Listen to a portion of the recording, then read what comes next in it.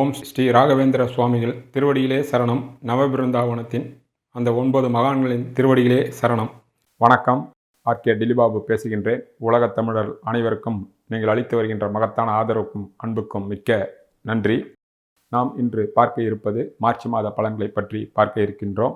இந்த மாதம் 29ஆம் தேதி சனிப்பெயர்ச்சி பலன் நடக்க இருக்கிறது.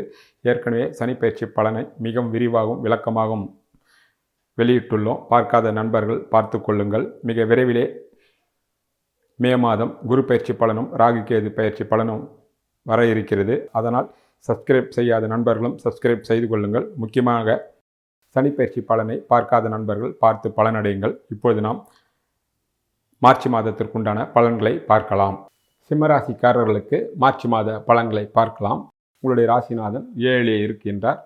அவர் நேரடியாக உங்களுடைய ராசியை பார்க்கின்றார். அவர் மட்டும் பார்த்திருந்தால் எந்த விதமான பிரச்சனையும் இருக்காது. உதாரணத்திற்கு உங்கள் வீட்டை நீங்களே நேரடியாக உங்களுக்கு தேவையான பொருளை நீங்கள் மட்டும் அன்பாகவும் ஆசையாகவும் வாங்கி கொண்டு பார்க்கிறீர்கள்.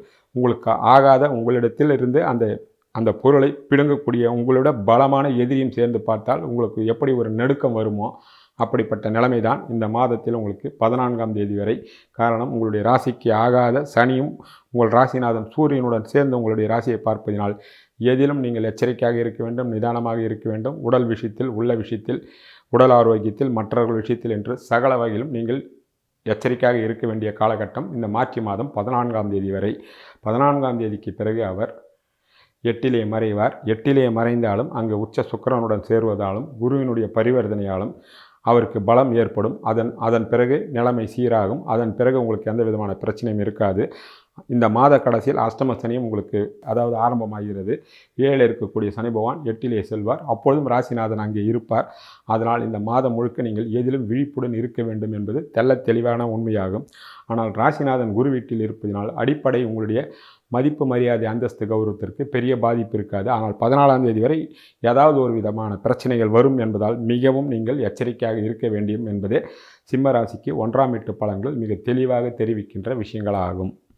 சிம்மராசிக்கு 2 கூடியவர் புதன்.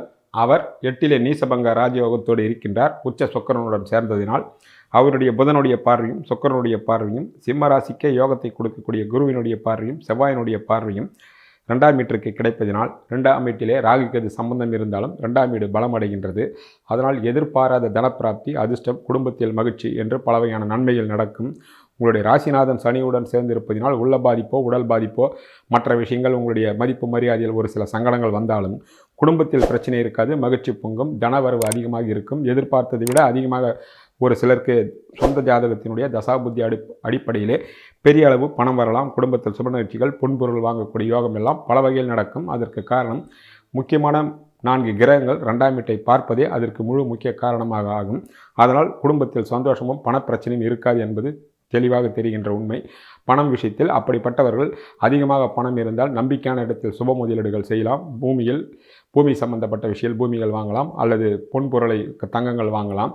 கடன்கள் இருந்தால் அந்த கடனை நீங்கள் முற்றிலுமாக அடைத்து விடலாம். காரணம், வரக்கூடிய காலங்களில் அஷ்டம சனி என்பதால் எவ்வளோ வந்தாலும் செலவாகக்கூடிய வாய்ப்புகள் அதிகமாக இருக்கும் என்பதால் பணம் விஷயத்தில் நீங்கள் 100% பணத்தை பிடித்து கொள்ள வேண்டும் என்பதை நினைவில் கொள்ளுங்கள். உங்களுடைய ராசிக்கு 3 கூடியவர் சுக்கிரன். அவர் 8 உச்சமடைந்திருக்கின்றார். சகோதரக்காரன் 11 இருப்பதினால் இளைய சகோதரருடைய வாழ்வில் வளங்களும் வசந்தங்களும் வீசும். உங்களுக்கு அவர் பக்கத்துணையாக இந்த மாதம் இருப்பார்கள். உங்களுடைய முயற்சிகளும் வெற்றியடையும். 8 இருந்தாலும் அவர் உச்ச பலத்துடன் இருப்பதினால் வெற்றியடையும். பயணங்களும் உருவாகும். அந்த பயணங்கள் மூலமாக ஒரு சில நன்மைகளும் உண்டாகும். நண்பர்கள் வகையில் உங்களுக்கு முழு அளவில் ஒத்துழைப்பு இருக்கும் என்பதே உண்மையான விஷயமாகும். உங்களுடைய ராசிக்கு 4 கூடியவர் செவ்வாய். அவர் 11 இருக்கின்றார்.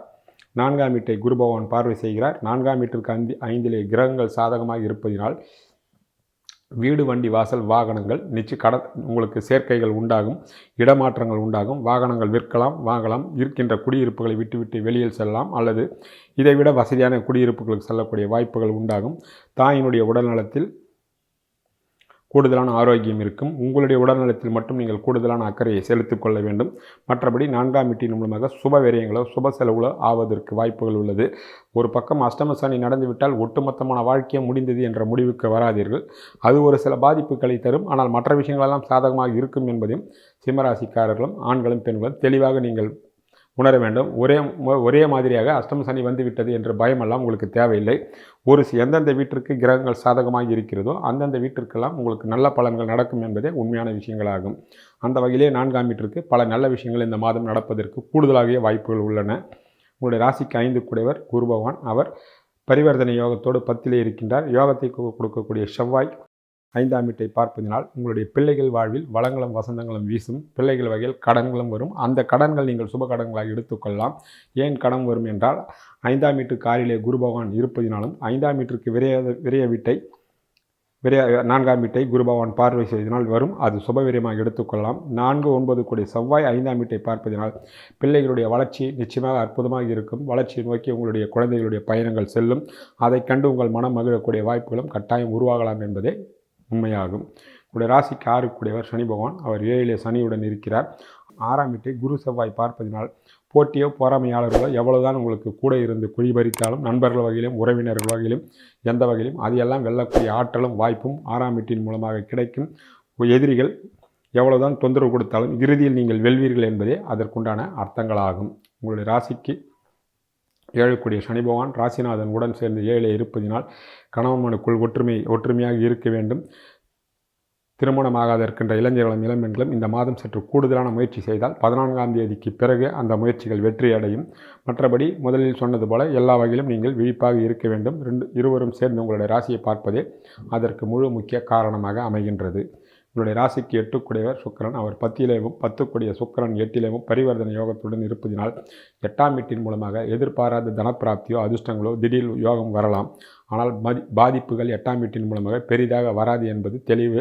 14ஆம் தேதிக்கு பிறகு ராசிநாதனும் 8லே மறைவதால் ராசிநாதன் எங்கே இருந்தாலும் உங்களை கெடுக்க மாட்டார் என்பது ஆறுதலான விஷயங்களாகும். சிம்ம ராசிக்கு 9 கூடியவர் செவ்வாய். அவர் 11லே இருக்கின்றார். அவருக்கு வீடு கொடுத்த கிரகம் 8லே நீசபங்க ராஜயோகமாக இருக்கிறது. செவ்வாய் குரு சாரம் வாங்கி குரு 10லே இருப்பதனால் 9ஆம் வீடு பலமடைகின்றது. அதனால் தந்தை உறவுகள் மூலமாகவும் தெய்வ கடாட்சத்தின் மூலமாகவும் ஒரு சில நன்மைகள் நடக்கும். ஆனாலும் சூரியனும் சனியும் ஒன்றாக இருப்பதனால் ஆரம்பத்தில் 14ஆம் தேதி வரை தந்தை உறவுகளில் நீங்கள் தந்தை உறவுகளும் சரி தந்தை உடல்நலத்திலும் சரி கூடுதலான கவனத்தை செலுத்த வேண்டும். மற்றபடி பண விஷயத்திலும் தெய்வ கடாட்சத்தின் மூலமாகவும் 9ஆம் வீடு பலமடைவதால் பலவிதமான நல்ல விஷயங்கள் 9ஆம் வீட்டின் மூலமாக நடக்கும் என்பது தெளிவு.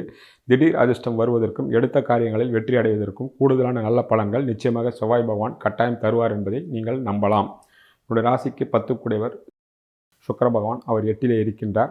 8 கூடிய குரு பகவான் 10லே இருப்பதால் 8ம் 10ம் பரிவர்த்தனை. இது நல்ல பரிவர்த்தனையாக எடுத்துக்கொள்ள முடியாது. பணியில் இருப்பவர்களும் தனது கடமையில் முழு கவனத்தோடு செயல்பட வேண்டும். சக ஊழியரிடத்திலும் உங்களுடைய மேலதிகாரிடத்திலும் நீங்கள் விட்டு கொடுத்து செல்ல வேண்டும். இல்லை என்றால் நீங்கள் நேர்மையாக வேலை செய்தாலும் ஏதோ நீங்கள் செய்கின்ற வேலை அவர்கள் கண்ணுக்கு தவறுதலாகப்பட்டு உங்களை திட்டக்கூடிய சூழ்நிலைகள் உண்டாகும். பதிலுக்கு நீங்கள் எதிர்வினை ஆற்றினால் சிக்கலாகிவிடும். நீங்கள் அனுசரித்து கொண்டு போங்கள். தொழிலதிபர்களும் சிறிய தொழிலதிபர்களாக இருந்தாலும் பெரிய தொழிலதிபர்களாக இருந்தாலும் உங்கள் நிறுவனத்தில் நீங்கள் நேரடியான பார்வையில் இருக்க வேண்டும். இல்லை என்றால் ஒரு சில தவறுகள் நடக்கலாம் என்பதில் கவனத்தில் கொள்ள வேண்டிய விஷயம். 8ம் 10ம் நல்ல பரிவர்த்தனையாக எடுத்துக்கொள்ள முடியாது என்பது அதனுடைய பலன். இப்படிப்பட்ட பலன்களாக தான் நடக்கும் என்பது தெளிவு. உங்கள் நிறுவனங்களில் ஒரு சில தவறுகள் நடப்பதற்கு சிறிய ரோட்டு ஓரத்தில் இருக்கின்ற கடைகள் கூட நீங்கள் விட்டு செல்லக்கூடிய ஆள் உங்களுடைய வேலையால் உங்களுக்கு தெரியாமல் ஒரு சில தவறுகள் செய்யலாம், ரூபாவை எடுக்கலாம் என்பதே உதாரணமாக நீங்கள் எடுத்துக்கொள்ளலாம். உங்களுடைய ராசிக்கு 11 கூடியவர் புதனாகின்றார். அவர் 8லே நீசபங்க ராஜயோகமாக இருக்கிறார். 11லே செவ்வாய் இருக்கின்றார். 16ஆம் வீடு வலிமையாக இருப்பதினால் எடுத்த காரியங்கள் ஒரு சில காரியங்கள் வெற்றியும் மூத்த சகோதர வகைகள் நன்மையிலும் வழக்கு விஜயங்கள் ஏதாவது இருந்தால் உங்களுக்கு சாதகமாக வரக்கூடிய சூழ்நிலைகளும் கட்டாயம் உண்டாகும். அது முக்கியமாக சகோதர வகையில் உங்களுக்கு மிகப்பெரிய ஆதரவு மூத்த சகோதரிகள் மூலமாக மிகப்பெரிய ஆதரவு உண்டாகும் என்பதே அடிப்படை உண்மையாகும். உங்களுடைய ராசிக்கு 12 கூடியவர் சந்திரன். அவர் ஆரம்பத்திலே 8லே இருக்கின்றார். அவர் நாள் கிரகம். சந்திரனை பொறுத்தவரை பெரிய பாதிப்புகளெல்லாம் உங்களுக்கு இருக்காது. இருந்தாலும் செலவு விஷயத்தில் இனி வரக்கூடிய காலங்களில் அஷ்டம சனி ஆரம்பம் என்பதனால் செலவு விஷயத்தில் நீங்கள் கட்டுப்பாடும் சிக்கனத்தையும் கடைபிடிக்க வேண்டும் என்பதே சிம்மராசிக்காரர்களுக்கு இந்த மார்ச் மாத பலன்கள் சொல்கின்ற விஷயங்களாகும். இப்பொழுது இந்த மாதத்திற்குண்டான தெய்வ வழிபாட்டினை பார்க்கலாம். காலையும் மாலையும் மண்விளக்கில் நெய் தீபம் ஏற்றி உங்களுடைய இஷ்ட தெய்வத்தையோ குலதெய்வத்தையோ வணங்கினால் போதும். நமச்சிவாயா மந்திரத்தையும் அல்லது உங்களுக்கு பிடித்த மந்திரத்தையும் முருக மந்திரமோ அல்லது ராம மந்திரத்தையோ உங்கள் பூஜை அறையில் செய்யலாம். மேஷ ராசிக்காரர்கள், சிம்ம ராசிக்காரர்கள், மீன ராசிக்காரர்கள் சனிக்கிழமை தோறும் முடிந்தவர்கள் விரதம் இருக்கலாம், விரதம் இருக்க முடியாதவர்கள் தேவையில்லை. கட்டாயம் ஆஞ்சநேயரையும் காலபைரவரையும் வணங்கிவிட்டு வரவும் சனி பகவானால் வரக்கூடிய சங்கடங்கள் குறையும். முடிந்தவர்கள் ஒருமுறை திருக்கொள்ளிக்காடு சென்று பொங்கு சனீஸ்வரரை வணங்கிவிட்டு வந்தால் சகலவிதமான நன்மைகளும் இந்த 3 ராசிகளுக்கு ஏற்படும். மற்ற ராசிக்காரர்கள் உங்களுடைய பூஜை அறையிலேயே மண்ணாலான நெய் தீபம் 3 காலையும் மாலையும் ஏற்றி வணங்கி உங்களுடைய இஷ்ட தெய்வத்தையும் குல தெய்வத்தையும் வணங்கினாலே போதுமானதாக இருக்கும் என்பதே இந்த மாதத்திற்குண்டான தெய்வ வழிபாட்டு பலனாகும். நன்றி, வணக்கம்.